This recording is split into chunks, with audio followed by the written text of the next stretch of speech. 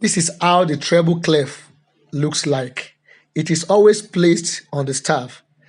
The staff has 5 lines and 4 spaces, numbers from bottom to the top. The name you give to the staff is determined by the clef that is there. This affects how you place the notes on the lines and spaces. This is the treble staff, also known as the G staff. How do we know the names of the notes in the space or on the lines of the treble staff? I will tell you it's easy. Let's learn it now. Space 1 is for F, space 2 is for A, space 3 is for C, and the 4th space is for E.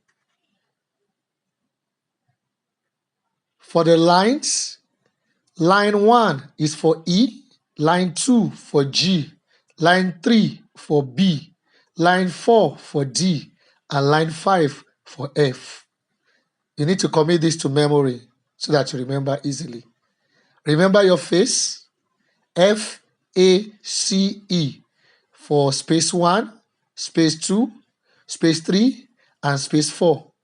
And for the 5 lines, you can think of every good boy deserves football.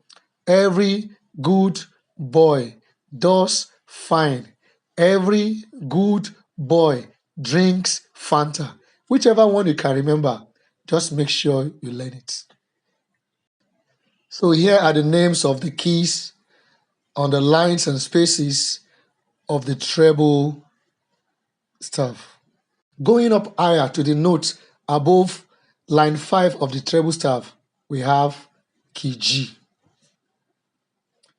And coming down lower to the notes below line 1 of the treble staff, we have key D.